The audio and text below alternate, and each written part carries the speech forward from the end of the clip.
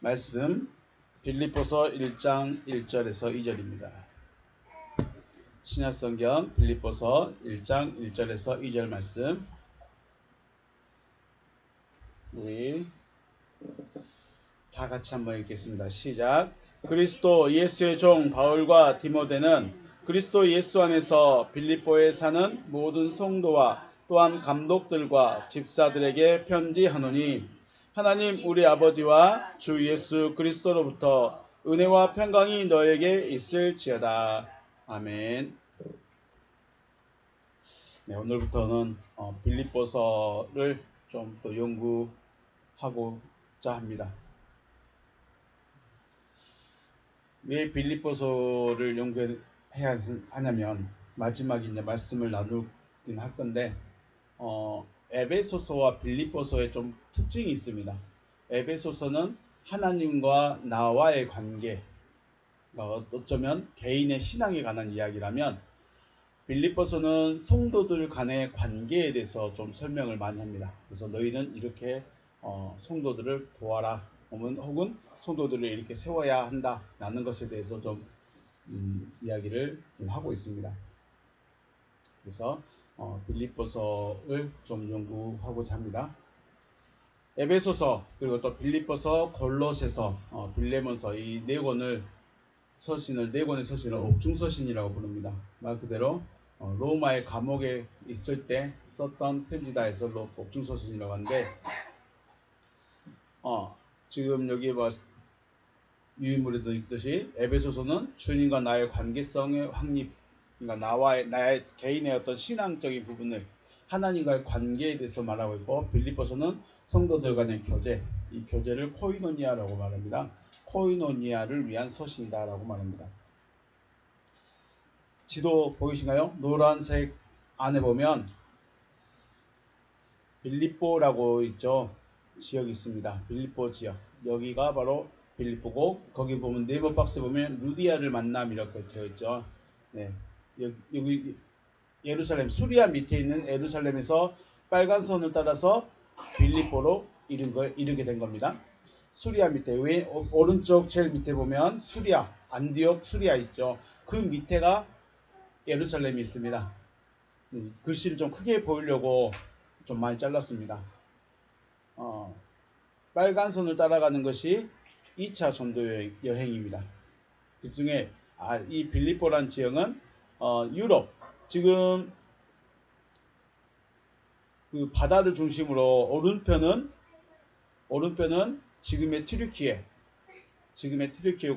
그 다음에 마게도냐라고 되어 있는 부분들은 지금의 불가리아라고 말합니다. 그러니까 빌립보는 유럽으로 가는 첫 번째 성입니다. 사도행전 16장에 바울은 2차 전도 여행을 떠나게 되는데, 바울의 마음은 어디로 가고 싶었어요? 아시아로 가고 싶었어요. 그런데 성령께서 막으셨죠. 아시아에서 말씀을 전하지 못하게 하셨는데, 마게도냐 사람이니까 유럽 사람인 거죠. 마게도냐, 불가리아 유럽 사람입니다. 유럽 사람이 환상이 나타나서 우리를 도우라라는 말을 해서 바울이 2차 전도 여행을 유럽으로 떠나게 됩니다. 자, 이 빌립보라는 곳, 로마의 관문, 아시아에서 로마로 들어가는 첫 번째 성이 바로 빌립보라는 지역이고, 이곳에서 루디아라는 여인을 만나게 됩니다. 루디아는 옷장사였죠. 옷감장사였습니다. 그런데 그 루디아의 마음을 원래 좀 복음을 들었었던 사람이지 않나 싶습니다. 왜냐하면 하나님께서 그 여인의 마음을 감동해서 바울의 말을 듣도록 했어요. 그냥 루디아가 참 신앙이 좋다라고 말할 수 있지만은 하나님이 그 마음을 움직여줬어요. 바울의 말에 귀를 기울이시도록. 로마로 들어갔는데 전혀 새로운 지역에 들어가서 이제 복음을 전해야 되는데 어떤 거점이 없었습니다. 머물 곳이 없었어. 그런데 하나님께서 루디아라는 여인의 마음을 움직여줬고, 루디아가 바울의 말에 귀를 기울이고 그 바울을 자기 집에 이제 머물게 하는 거죠. 이제 루디아 집에서 머물면서 이제 그 빌립보라는 지역을 돌아다니는데 어느 날 귀신 들린 소녀를 만나게 됩니다. 귀신 들린 소녀를 만나는데 이 소녀가 바울과 실라를 보자마자 뭐라고 합니까? 이 사람들은 지극히 높으신 하나님의 종으로서 구원의 길을 너희에게 전하는 자라라고 소리치고 다녀요. 귀신이. 귀신이 이 사람들은 지극히 높으신 하나님의 종이다. 그리고 너희에게 구원의 길을 전하는 자들이다 라고 소리치고 다닙니다. 처음에는 바울과 실라가 아유 귀찮아하면서 그냥 놔두고 다녔는데 여러 날 며칠을 쫓아다니면서 그 말만 하고 있으니까 바울이 어떻게 했을까요? 귀신에게 나와라. 그 소녀에게서 나와라 해버리니까 갑자기 귀신이 제정신이 돌아와 버렸습니다. 문제는 이 소녀가 종이었다는 어떤 사람의 종이었는데 점을 쳐서 돈을 벌고 있었어요. 주인이 이 소녀를 귀신 들린 소녀를 이용해서 점을 치면서 돈을 벌고 있었어. 근데 귀신이 없으니까 점을 칠 수 있을까요? 못 칠까요? 이제 점을 못 쳐. 그래서 주인이 고소를 해버립니다. 저 사람들이 우리 로마 사람들이 받지도 못할 이상한 말을 하고 다닌다. 이상한 가르침을 전하고 있다. 그러면서 고소를 해가지고 바울과 실라가 빌립보에 있는 감옥에 갇히게 되는 거죠. 그런데 또 여기서도 바울과 실라가 감옥에 갇혔으면 가만히 있어야 되는데 뭘 했어요? 밤중에 찬송을 했어요. 찬송가를 부르니까 그 감옥에 갑자기 지진이 일어나 버리네. 지진이 일어나서 어떻게 됐어요? 감옥에 있는 모든 문들이 스스로 열려버렸어요. 다 열려버렸어요. 그러니까 그곳을 지키고 있던 간수가 자기들이 지켜야 될 그 죄수들이 도망간 줄 알고 자결을 하려고 했습니다. 죽으려고 했습니다. 그때 바울이 소리치죠. 네 몸을 상하게 하지 말라. 우리가 여기 있다. 라고 말하죠. 우리가 여기 있으니 네 몸을 상하게 하지 말라 하면서 소리를 칩니다. 이 말을 들은 관수가 희한하게 어떻게 해야 내가 구원 얻습니까? 라는 이상한 질문을 합니다. 그죠? 당신들은 누구고 당신들이 하는 일이 뭐고 왜 이렇게 여기까지 왔느냐 그런 걸 물어봐야 되는데 어떻게 해야 구원을 얻습니까? 라고 질문을 합니다. 여러분은 어느 교회 목사를 만났으면 목사님께 구원이 무엇입니까? 믿음은 무엇입니까? 라고 질문할 수 있을까요? 잘 안 되겠죠. 근데 이 간수는 그걸 물어봤습니다.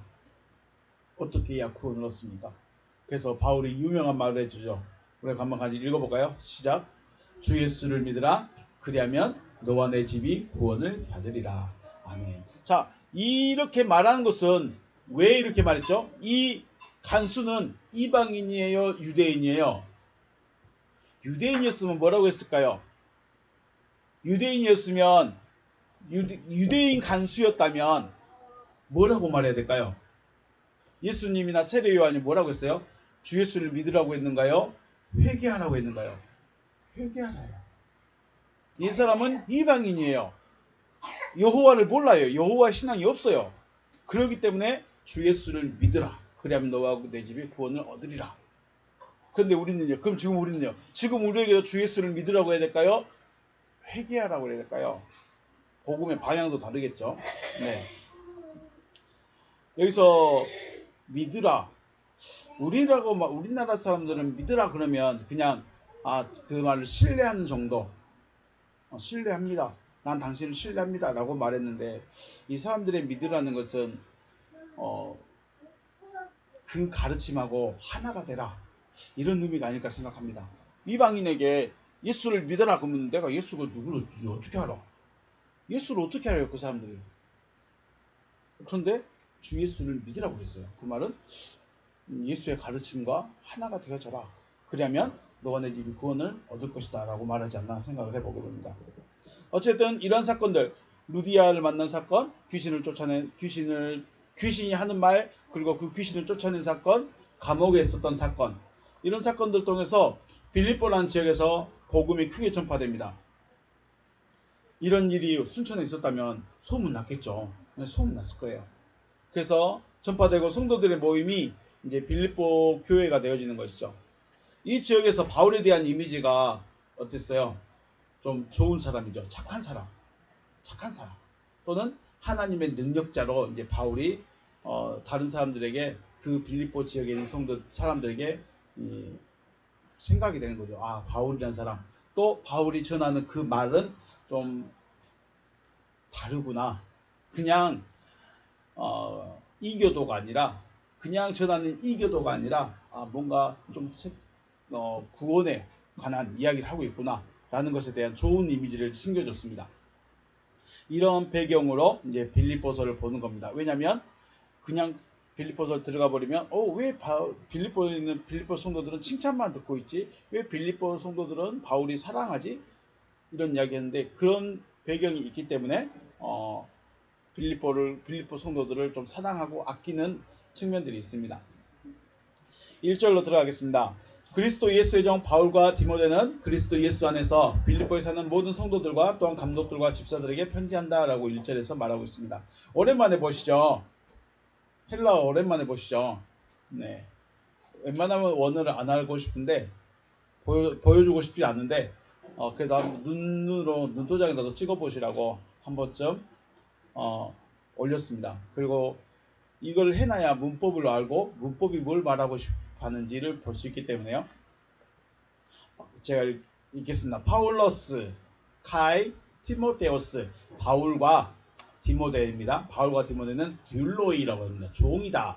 종이 누구 종이냐? 예수 그리스도의 종 바울과 디모데 이렇게 말하죠. 그리스도 예수의 종 바울과 디모데는 파신, 토이스, 하기오이스 앤 그리스도 예수 토이스, 우신 앤 필리포이스 되어 있습니다. 빌립보 안에 있는 그리스도 안에 빌립보 안에 있으면서 그러니까 빌립보라는 지역에 살고 있으면서 그리스도 예수 안에 있는 모든 성도들과 다음 페이지 한 페이지에 쉰 에피스코포이스 카이 디아코노이스 감독들과 수종도들과 함께 어쩐다는 거예요. 지금 우리는 서신이기 때문에 편지하노라 라고 되어 있지만 실상은 편지한다라는 말은 원어에는 없습니다. 그리스도 예수의 종 바울과 디모데는 빌립보에 있으면서 그리스도 예수 안에 있는 모든 성도들과 감독들 그리고 수종자들에게 2절에 이제 넘어가게 될 것입니다. 자, 우리 1절만 먼저 생각하겠습니다. 바울은 자신을 소개할 때 뭐라고 말합니까? 예수 그리스도의 종, 그리스도 예수의 종이라고 말합니다.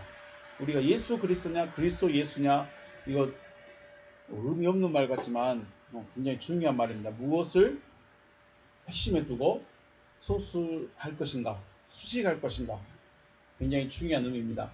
그래서 바울은 자신을 그리스도 예수의 종, 예수 그리스도라고 하지 않고 여기는 예수 그리스도라고 기록했지만 그리스도 예수의 종이다 라고 말합니다. 종에는 크게 두 가지가 있습니다. 몽학선생 혹은 가정교사라고 하는 파이다고스라는 말이 있고요. 묶여있다라는 말에 듀로스라는 말이 있습니다. 1절 보실 때 종이다라는 말 할 때 뭐라고 했습니까? 1절에서 원어에서 듀로이라고 했죠. 파울로스 카이 티모테우스 듀로이라고 했습니다. 자, 종에는 몇 가지가 있다고요? 크게 두 가지가 있습니다. 몽학선생 혹은 가정교사라는 종인데 가정교사예요. 종인데 가정교사의 직분을 수행하는 그런 종이 있고 그 다음에 그 사람을 파이다고스라고 말하고 묶여있다라는 뜻의 듀로이스라는 말이 있습니다. 같이 종이고 노예이기 의미는 같아요. 뜻은 같아요. 노예나 종 의미는 같지만 듀로스는 종은 주인에게 완전히 묶여있다는 종입니다. 완전히 묶여있어요. 쉽게 말해서 주인이 너 죽는다, 너 죽일 거야. 그러면 내가 너를 그냥 죽일까 해도 아무 말을 못합니다. 그런 노예적인 종. 죽으면 죽어야 되고 너 다시 살아나 그러면 살아나야 될 거예요. 먹지 마라 그러면 못 먹는 거예요. 완전히 매여 있는 종. 완전히 말 한마디에 목숨이 왔다 갔다 하는 그런 종들. 그런 종들을 듀로스라고 말합니다. 바울이 자신을 그리스도 예수의 종이라고 말하고 있다는 것은 다른 사람의 가르침은 들으려 하지도 않고 듣지도 않겠다는 강경한 의미죠. 실질적으로 바울은 자기의 종도 아니에요. 자기 자신의 종도 아니에요. 그리스도가 주인이 돼가지고 안에서 시킨 거 그것만 하고 있는 거예요. 그러니까 그리스도 예수께서 안에 들어와 있으니까 다른 사람 말을 들릴까요? 안 들릴까요? 안 들려. 우리는 그런 사람들을 뭐라고 그래요? 독선적이다고 그러죠. 고집부터 지만 잘 믿는 줄 알아요. 물론 전체적으로 그 사상이나 가르침이나 그런 것들이 성경과 완전히 위배되는 이단들 말고, 우리가 말하는 이단들 말고, 바울 같은 사람을 우리는 이단이라고 말할 수 있을까요, 없을까요?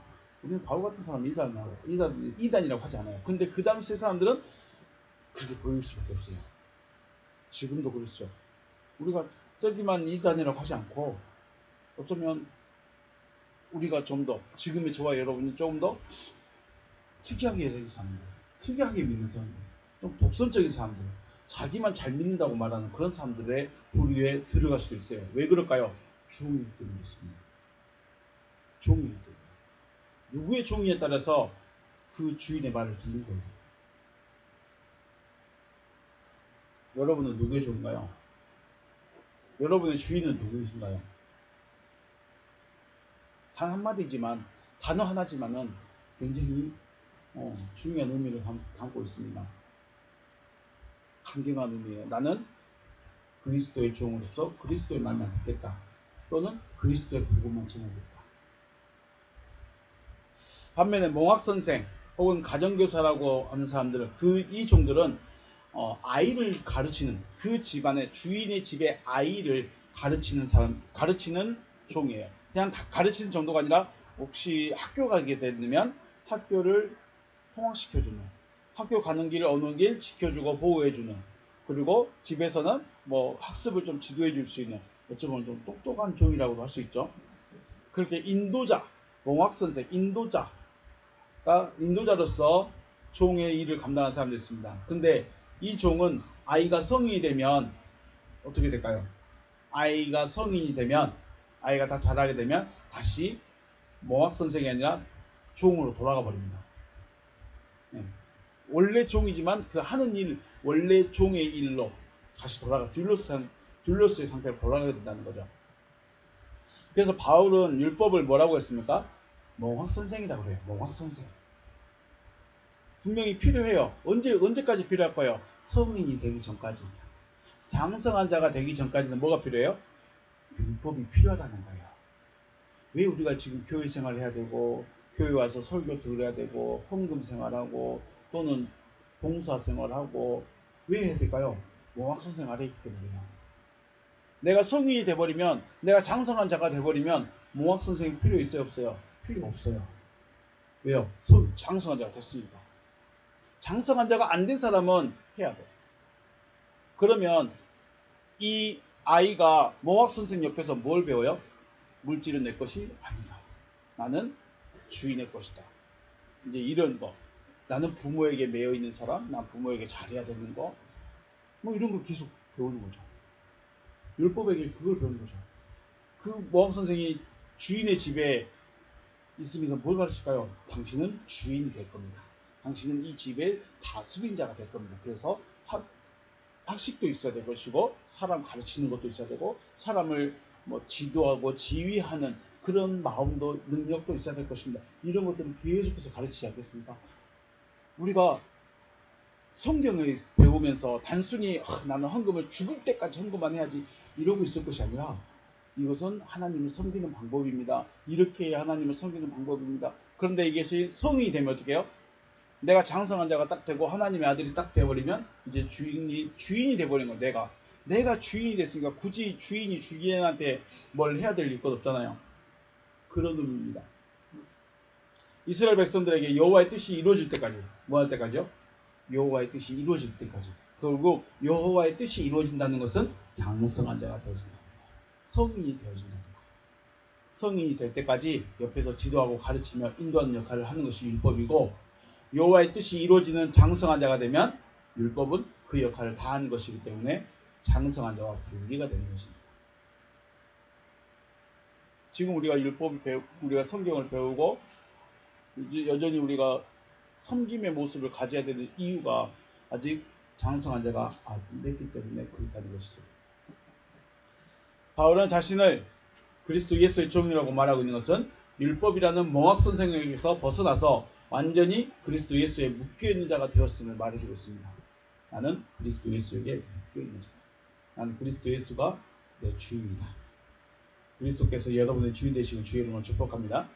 네, 다음으로 바울이 어떤 사람에게 안부를 전하고 있는가라고 하는 거죠. 그리스도 예수의 종 바울과 디모데는 그리스도 예수 안에서 빌립보에 사는 모든 성도라고 했습니다. 빌립보 지역에 살고 있으면서 그리스도 예수 안에 있는 자들이라고 하는 거죠. 그리스도 예수 안에 있는 자들을 뭐라고 했어요? 성도라고 했죠. 빌립보에 사는 모든 성도. 우리가 교회 다니면 다 성도라고 하죠. 하기오스라고 말하죠. 거룩한 자들. 그 뜻은 순결 혹은 신성, 결백, 봉헌된 자, 봉헌 혹은 거룩이라는 뜻을 가지고 있죠. 그래서 성도나 성전 혹은 성령을 말할 때는 이 하기오스가 항상 붙어 다닙니다.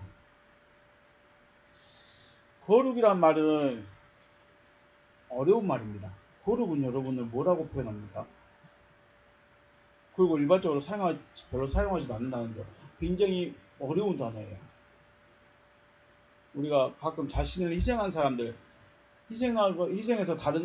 희생해서 사람들의 죽음을, 희생한 사람들의 죽음을 뭐 거룩한 죽음이다라고 표현하기도 하죠. 다른 사람을 대신해서 죽은 사람들, 군인 아저씨들, 군인들, 그 사람들이 뭐 거룩한 죽음이다라고 말하는데, 사전적 우리 국어사전이나 나온 것은 그 뜻이 높고 위대한 것을 거룩이라고 말합니다. 거룩을 그 뜻이 높고 위대하다. 참 너무 피부에 와닿지 않는 말 같아요. 성경에서는 거룩은 여호와 하나님 자신을 말씀하고 있습니다. 나는 거룩하다. 나는 거룩이다.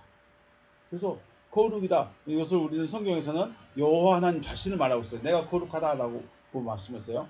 또 여호와께 바쳐진 것을 말하기도 합니다. 여호와께 바쳐진 것. 자, 집에서 똑같이 구약시대 때요. 성막에서 집에서 똑같이 쓰던 밥그릇이 있습니다. 근데 이것을 내가 여호와의 성전에다가 올려놔 버리면 얘는 구별된 거예요.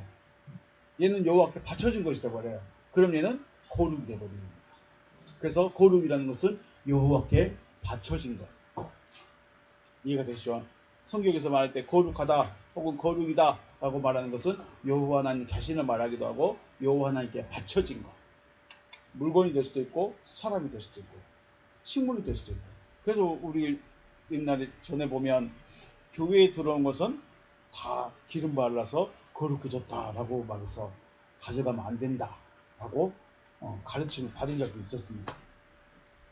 그래서 신약에서는 거룩이라는 것을 구별된 것을 말할 때 거룩하다라고 말하기도 합니다. 결국 거룩하다라는 말의 의미는 세상과 분리가 된 겁니다.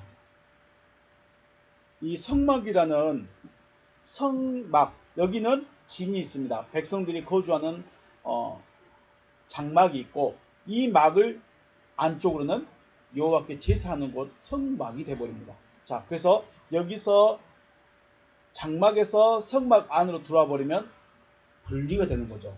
여기서부터 이리로 분리가 되어버린 겁니다. 그래서 어떻게 된 거예요? 세상과 분리가 되어버린 겁니다. 세상과 분리가 되어져서 여호와께 바쳐진 자를 성도라고 부릅니다. 그래서 우리가 교회 다니면 일단 기본적으로 성도님이라고 말하긴 하는데 그 의미가 뭐냐? 세상과 구별돼서 여호와께 바쳐져 버린 자를 성도라고 말한다는 겁니다. 굉장히 좀 특별하죠. 네, 바쳐졌어요. 남 바쳐졌구나. 바쳐진 자가 돼야 된다는 거예요. 그러므로 바울이 빌립보 지역에 있는 그리스도 예수 안에 있는 자들을 향하여 성도라고 부르고 있다는 것은 그들은 세상과 분리가 되어졌고 여호와께 바쳐진 자들이 되어졌다라는 것을 말합니다. 그리고 그 상태는 그리스도 예수 안에 있는 상태. 자, 빌립보에 있는 성도들을 볼 때, 바울이 빌립보 교회 성도들을 볼 때 그들은 세상으로부터 분리가 돼서 여호와께 바쳐지고 그리스도와 하나 되어진 자들, 그들이 바로 빌립보 성도들이었어요. 바울이 보실 때 복음을 전하고 자신과 똑같은 자들로 만들어내야 되는 아버지의 입장에서, 우리 동물의 세계에 보면 사자가 있죠. 사자가 있는데 수사자가 있어요. 암사자 10마리, 수사자 1마리가 생활하다가 이 수사자가 죽었어요. 그리고 죽으면 새로운 수사자가 들어옵니다. 근데 이 새로운 수사자가 왔을 때 여기가 새끼가 있다. 그럼 이 새끼 어떻게 할까요? 다 죽여요. 왜요? 자기 씨가 아니기 때문에. 그런 마음이에요. 바울이 복음을 전하는데 그냥 예수 믿으세요 하고 가버리는 게 아니라 자기와 똑같은 자들을 만들어내는 아버지의 입장으로서 볼 때 자기와 똑같은 자들이 만들어 세워진 거예요. 사랑스러울 거예요, 안 사랑스러울 거예요? 사랑스러운 거죠. 그래서 목회자가 성도를 바라볼 때 단순히 교회 많이 나오니까, 자주 나오니까, 뭐 일 잘하니까 사랑스러운 게 아니라 최소한 목사 자신과 똑같은 신앙의 상태로 커갔을 때 그 사람들 보고 사랑해야 되고 그 사람들을 아껴야 되는 거죠. 물론 그걸 되기 위해서 쫓아오신 분도 있으니까 그분들도 아끼는 건 맞지만, 바울의 입장에서 봤을 때 빌립보 성도들은 그랬다는 거예요. 자기와 똑같은 자들이 돼간다는 거예요. 엄청난 은혜죠. 엄청난 신앙인 거죠. 이스라엘에서, 예루살렘에서, 그 어디서도 이런 사람들 만나기 어렵다는 거예요. 그러니까 로마 교회를 향해서도, 고린도 교회를 향해서도, 갈라디아 교회를 향해서도, 에베소 교회를 향해서도 항상 걱정했어요. 야, 너희들 잘 섰는데 왜 넘어지냐? 야, 너희 잘 있었는데 왜 또 넘어지냐? 왜 실수하냐? 이것에 대한 칭찬과 염려와 꾸중과 이런 것들을 이야기하는데, 빌립보 교회에서는 너희 잘하고 있어. 너희 진짜 잘하고 있어. 너희 나와 똑같지 않다. 칭찬은 계속이 아니에요. 다르죠. 단순히 그냥 너희 잘하고 있어가 아니에요. 자신과 똑같은 자들로 세워져 가고 있음에 너무 사랑스러운 거죠. 바울이 볼 때, 주님 보실 때 저와 여러분도 그런 상태 되시길 주의 이름으로 축복합니다. 세상과 분리가 돼서 그리스도와 하나 되어져 있는 자들, 거룩한 자들, 성도들, 네, 받으시고 주의 이름으로 축복합니다. 네, 그런 성도들과 감독들, 그리고 집사들에게 편지한다고 그랬습니다. 감독이라고 말하면 좀 감시하는 자, 그런 의미로 생각할 수 있는데, 원래 의미는 돌보는 자입니다. 돌아보는 자.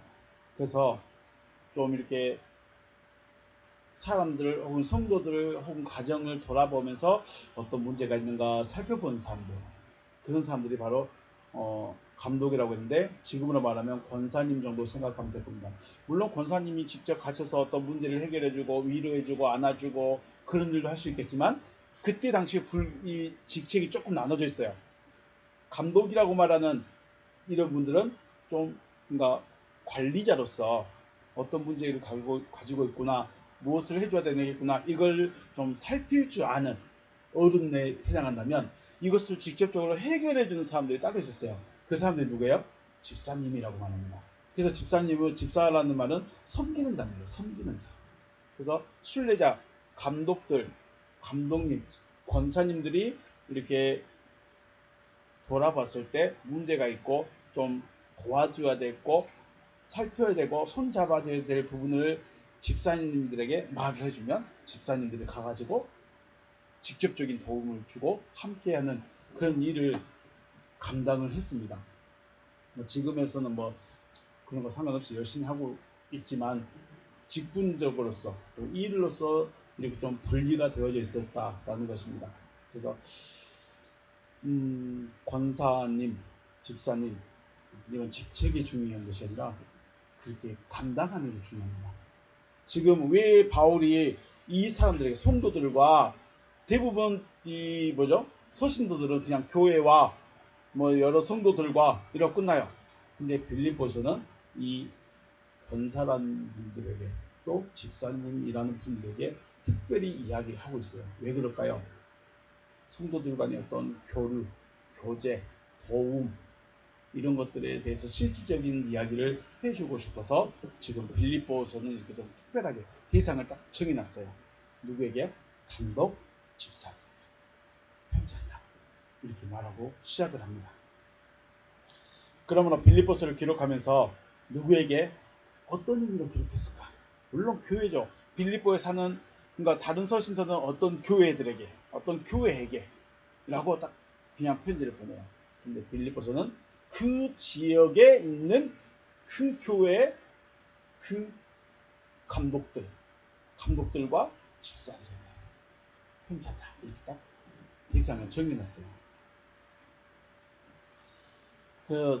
그러므로 돕는 자 혹은 세우는 자들에게 편지하면서 어떻게 도움을 줘야 될 것인가에 대해서 편지를 하고 있다는 것이죠. 오늘은 빌립보서 서신의 시작이지만 빌립보서를 연구하면서 여러분과 제가 아는 성도로서 여러분과 제가 이제는 성도로서 또 아들로서 다른 사람을 어떻게 대해야 되고 도와줘야 되는지를 스스로가 발견하고 그리스도 예수와 같은 삶을 살아가시기를 주님의 이름으로 축복합니다. 네, 빌립보서는 그런 목적을 가지고 있습니다.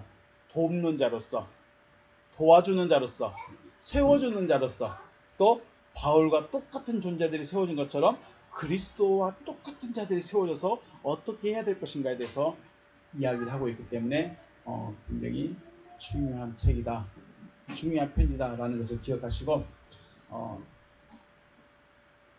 우리를 돌아보면서, 자신을 돌아보면서 나는 교회에서, 나는 다른 사람들에게 어떻게 할 것인가를 좀 세워갈 수 있는, 정립해 갈 수 있는 시간들 되시길 바라겠습니다.